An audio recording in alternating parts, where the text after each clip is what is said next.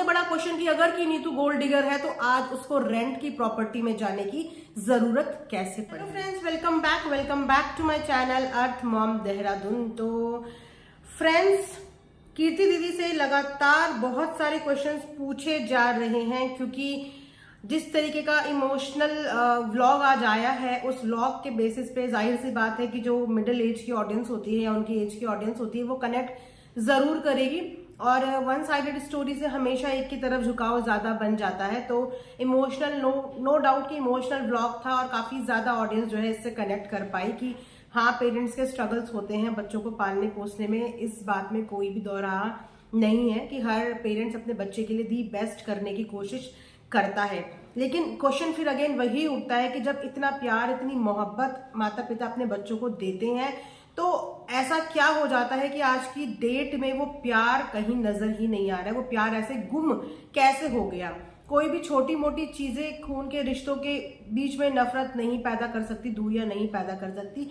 Definitely कुछ तो इतनी बड़ी बड़ी बातें हुई होंगी जिसकी वजह से मन मुटाव इतने ज्यादा बढ़ गए कि लखन ने अपनी शायरी में भी आज बताया कि किस तरीके से फूल जो है वो कांटों में तब्दील हो गए, कि वो कांटे अब चुभने लगे। क्योंकि किसी भी बच्चे को अपने माँ बाप के लिए ऐसा बोलना अच्छा नहीं लगता, और जाहिर सी बात है किसी माँ बाप को भी अपने बच्चे के लिए बोलना ऐसा अच्छा नहीं लगता होगा। लेकिन उससे परे, जैसे कि मैंने बताया कि कीर्ति दीदी के भी ऊपर बहुत सारे लोग क्वेश्चन कर रहे हैं कि वो क्यों घर छोड़ के आ गई, उन्हें अपने पेरेंट्स का सपोर्ट करना चाहिए था, उनके पास जाना चाहिए था, ये उनका एरोगेंस है।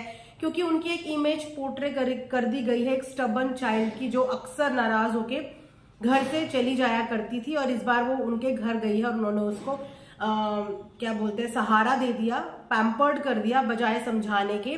इस तरीके का एक सीन क्रिएट कर दिया गया है। मतलब लोगों के माइंड सेट में यही चीजें जा रही है कि यही जस्टिफिकेशन दिया इस बात का। जब वहां से पूछा गया कि क्यों बेटी घर छोड़ के चली गई, तो उन्होंने यही बोला कि ये उसकी आदत है। दैट मीन्स कि उन्होंने ये पोर्ट्रे कर दिया कि हमारी जो डॉटर है she is a stubborn. But जब यही क्वेश्चन कीर्ति से पूछा गया तो उन्होंने इस बात का रिप्लाई किया कि not my arrogance, their arrogance. ये मेरा एरोगेंस नहीं है, ये उनका एरोगेंस है। आई विश कि मैं अपने साइड की सारी स्टोरी शेयर कर पाती, but I don't want to hate them because if I say anything you guys will go after them and will start harassing and abusing them. That I don't want. I am not like them. This I have learn from my भाभी नीतू।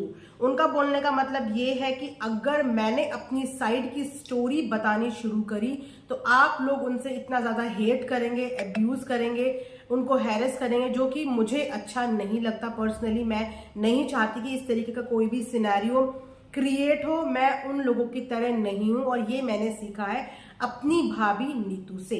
क्योंकि ये बार बार question, हर दूसरा तीसरा comment कीर्ति से इसी regarding होता है कि आप बताओ कि आप क्यों घर नहीं जा रहे हो। इतने बड़े बड़े सेलिब्रेशन हो गए, मम्मी का गोल्डन बटन, बहुत कुछ, न्यू ईयर, लेकिन आप मुड़ के वापस क्यों नहीं जा रहे। तो उसने अभी तक अपनी साइड की स्टोरी गाइस बताई नहीं है, और वो यही कह रही कि मैं अपनी साइड की स्टोरी नहीं बताऊंगी, क्योंकि अगर मैंने बताया तो बहुत ज्यादा बवाल क्रिएट हो जाएगा, और मैं नहीं चाहती कि इस तरीके का हेट वाला माहौल बने। तो ये कीर्ति ने अपनी साइड से बताया। उसके बाद कई बार ये एलिगेशंस भी लगाए जाते हैं, जिसमें उन्होंने ये बोला कि नीतू क्यों नहीं जाती, नीतू ने क्यों घर छोड़ा, उसको क्या प्रॉब्लम वहां पे हुई, क्या नहीं हुई। लखन अपनी साइड से कई बार इनडायरेक्टली ये बातों का जिक्र भी करते हुए नजर आए हैं कि किस तरीके से उसकी मम्मी की डिसरिस्पेक्ट हुआ करती थी वहां पे। बहुत कुछ उसकी मम्मी को बोला जाता था, जिसकी वजह से वो कब तक टॉलरेट करती, उसकी बहन के कैरेक्टर पे बात उठाई जाती थी। ये सब लखन ने अपनी लाइफ के दौरान और कमेंट सेक्शन में बहुत बार बताई है। लेकिन वही है ना कि वन साइडेड स्टोरी, चलो लखन ने बताया तो सब यही बोलेंगे कि अपनी बीवी का फेवर लेते हैं, वाइफ के लिए बोला, हवाई तीर मार दिए या झूठ बोल दिए। लेकिन यहाँ पे सेम बात कीर्ति ने भी कमेंट सेक्शन में बोली है कि there are so many things that these people are doing to defame Lakhan, कि बहुत सारी ऐसी चीजें ये लोग कर रहे हैं लखन को डिफेम करने के लिए। एंड उसने अपनी साइड की एक्सप्लेनेशन दे दी है। And you don't know what they say to Neetu's mom and the way they try to degrade and defame her. आपको नहीं पता कि इन्होंने नीतू की मम्मी के लिए कितना कुछ बोला है। उसको डिग्रेड करने के लिए, डिफेम करने के लिए कोई भी कसर नहीं छोड़ी गई है। देखिए, खुद की बेटी ये सब कमेंट्स कर रही है तो बात में कुछ बात तो होगी, वरना कोई भी औलाद अपनी माँ बाप के अगेंस्ट इस तरीके से बात नहीं करता। उसके बाद अंकल ने एक और वहां पे क्वेश्चन खड़ा करा था, एक और शिकायत करी थी कि आंटी को किसी ने सपोर्ट नहीं किया, आंटी ने सबको सपोर्ट किया लेकिन आंटी के काम पे किसी ने भी सपोर्ट नहीं किया। तो वहां पे भी कीर्ति ने चुप्पी तोड़ी है और उन्होंने ये बात बोली कि how do you know she doesn't support Ammu, she has always supported her. If you get married tomorrow will you stop loving your mom? Her mom is a single mother, she has done so much for her. उनका बोलने का मतलब ये है कि जो ये बातें सोचते हैं कि क्योंकि बोली यही बात गई है ना, इंसान सोचेगा वही जो मुंह से बोला जाता है। तो यही बोला जाता है कि ये बार बार अपनी मम्मी के को ज्यादा सपोर्ट करती है। बहुत से कमेंट सेक्शन में भी लोग ऐसे ही बोलते हैं अपनी मम्मी को ज्यादा सपोर्ट करती है, मम्मी को ज्यादा सपोर्ट करती है। तो इस बात का भी कीर्ति ने जवाब दिया कि आप लोगों को कैसे पता कि उसने जो है अपनी सास को सपोर्ट नहीं किया, उसने उनको भी बहुत सपोर्ट किया है। लेकिन अगर आप किसी बेटी से ये एक्सपेक्ट कर लो कि वो अपने घर में जाएगी ही नहीं, अपने पेरेंट्स की कोई हेल्प नहीं कर सकती, उनके लिए कनेक्शन नहीं दिखा सकती अपना, तो ये तो रॉन्ग बात है। वाकई में ये तो रॉन्ग बात है। मतलब ये कौन सी सदी की, कौन सी पुराने जमाने की आप बात कर रहे हो कि अगर बेटी की शादी हो गई तो बेटी पराई हो गई? ये तो बहुत पहले किसी जमाने में हुआ करता था। इनफैक्ट तब भी बेटी अपने माँ बाप के लिए करती थी जितना उनसे हो पाता था। और नीतू की तो पेरेंट्स बैकग्राउंड आप सबको पता ही है कि उनकी मम्मी ने सिंगल पेरेंटिंग करी है, उनके 4 बच्चे हैं, उनको उन्होंने पाला है, पोसा। और अगर बच्चे किसी लायक निकल गए हैं, आज माँ बाप को सपोर्ट कर सकते हैं, तो वहां पे करना भी चाहिए। अगर आप ऐसे किसी इन्फ्लुएंसर को ये सपोर्ट करने से रोक दोगे तो सोचो कि जब इन्फ्लुएंसर को ही सपोर्ट करने से रोक दोगे तो उनको देखने वाली जनता, उनका तो मोरल ऐसे ही डाउन हो जाएगा। तो आम लोगों की फिर आप बात ही क्या करोगे? आम लड़की तो फिर रोज इस प्रॉब्लम से डील करती कि भैया अगर ससुराल आ गए तो आप मायके को देख ही नहीं सकते, या मायके से आपके कोई रिश्ते नाते ही नहीं रह जाते, या मायके फैमिली के लिए आपकी कोई रिस्पॉन्सिबिलिटी ही नहीं रह जाती। देखो अगर आप करने लायक हो और आप कर सकते हो तो डेफिनेटली लड़की को अपने माँ बाप के लिए भी करना चाहिए। तो यहाँ पे चीजें हम नहीं बोल रहे हैं, यहाँ पे वही चीजें बोली जा रही हैं जो कीर्ति ने अपनी साइड से बताई हैं और जो हमने अपनी साइड से देखी हैं या उनके द्वारा आई गई हैं। तो ये तो देखो बात क्लियर होती है कि जितने भी एलिगेशंस लग रहे हैं उन एलिगेशंस का कुछ पुख्ता प्रूफ नहीं है, वो सिर्फ लगाए जा रहे हैं, वो भी वन साइडेड लगाए जा रहे हैं।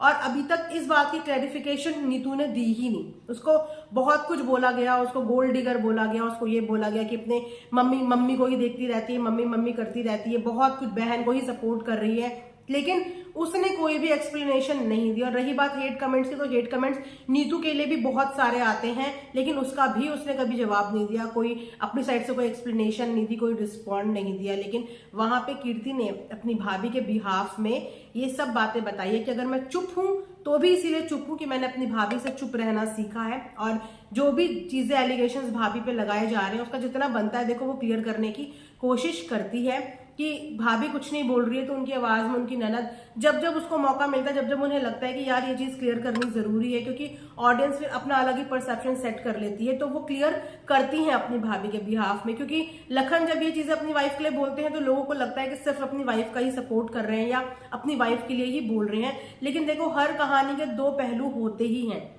होते ही हैं। अभी एक साइड, एक पहलू हम इतने टाइम से सुनते हुए आ रहे हैं, कभी टोनबाजी में या कभी किसी प्रवचन के द्वारा, लेकिन दूसरी साइड चुप थी और बार बार यही रिक्वेस्ट कर रही थी कि मत करो, मैं बोलूंगा तो खराब हो जाएंगी चीजें, मैं बोलूंगा तो खराब हो जाएंगी। मतलब हर इंसान का एक पेशेंस लेवल होता है, वो खुद भी नहीं चाहते थे कि सोशल मीडिया की ये चीजें यहाँ पे इतनी बढ़ जाए कि मेरे को भी मुंह खोलना पड़ जाए या मुझे भी कुछ बोलना पड़ जाए। वो बहुत टाइम से ये चीजें इग्नोर करने की कोशिश कर रहे थे कि ना हो, ना सामने आए, लेकिन जब चीजें बिल्कुल लिमिट क्रॉस हो गई और इस हद तक फैल गई, तब जाके वो अब सामने आए हैं और अब जवाब दे रहे हैं। और अब वो जवाब इसीलिए दे रहे हैं कि अगर अब वो जवाब नहीं देंगे तो लोग कहीं ना कहीं उनको गलत समझ लेंगे कि सारी की सारी गलती इन्हीं की रही होगी। तो पहली बात तो कि किसी का दिल इतना खट्टा नहीं होता कभी भी। अगर दिल इतना खट्टा हुआ है तो डेफिनेटली कुछ बहुत बड़ी बड़ी ऐसी चीजें होंगी जिनकी वजह से आज मन इतना खट्टा हो गया, वरना मैं नहीं मान सकती कि इस तरीके से बच्चे जो है अपने माँ बाप से रूस जाएं या माँ बाप जो है बच्चों से रूस जाएं। कुछ ना कुछ तो ऐसी बहुत सारी बड़ी बातें हुई हैं जो अभी ऑडियंस को नहीं बताई गई हैं या आपको हमको नहीं पता। तो मुझे ऐसा लगता है कि इसीलिए आप लोग प्लीज इतना ज्यादा जज मत करा करो। मेरे कमेंट सेक्शन में भी बहुत सारे लोग इतना कुछ बोल देते हैं, एक साइड की सुन के आते हैं और फिर दूसरी साइड के लोगों के लिए इतना कुछ बोलने लगते हैं। तो गाइज अभी हमने दोनों साइड की स्टोरी सुनी ही नहीं है। अभी आधी अधूरी चीजें सुनी है, एक जना बोल रहा है, दूसरे जने ने अभी जवाब देना शुरू भी नहीं किया ढंग से, तो थोड़ा सा ठंडा रखो। एक ही साइड की बातें सुन के इस तरीके से अपना माइंड मत सेट करा करो, कोई परसेप्शन किसी के लिए सेट मत करा करो। कुछ सच्चाई सामने आने तो दो, रियलिटी सामने आने तो दो, पता तो चले कि एग्जैक्टली चीजें हुई क्या। भी कुछ भी चीजें नहीं पता, उसके आधार पे एक को बिल्कुल गलत बना दो, दूसरे को बिल्कुल सही बना दो, तो ये भी बहुत गलत चीज हो जाती है मतलब। और घूम फिर के सारी गलतियां बहू के ऊपर थमा दी जाती है कि इसके आने से ऐसा हो गया, इसने ऐसा कर दिया, बेटा छीन दिया। अरे एक लड़की शादी करती है तो उसकी भी तो कुछ एक्सपेक्टेशन, कुछ खुशियां होती होंगी। कोई शादी गुड्डे गुड़िया का खेल थोड़ी है, पूरी जिंदगी का सवाल होता है।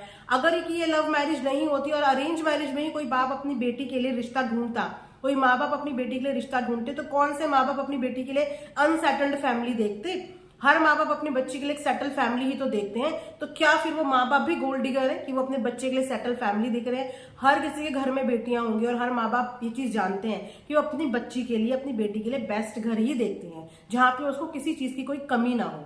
लेकिन अगर वही चीज लव मैरिज में कोई लड़की किसी से प्यार कर ले और किसी सेटल फैमिली की बहू बन जाए, तो उसको गोल्ड डिगर बोल दिया जाता है, जबकि गोल्ड डिगर जैसी कोई चीज है ही नहीं। वो लड़की के पास इतना है कि उसको किसी के आगे हाथ पसारने की, मांगने की जरूरत है ही नहीं। वो अपने आप में काफी है कि वो आराम से अपनी पूरी जिंदगी काट सकती है बिना किसी के आगे हाथ फैलाए हुए। तो वो लड़की गोल्ड डिगर कैसे हो गई? गोल्ड डिगर लड़की को किराए के कमरे ढूंढने पड़ते हैं क्या?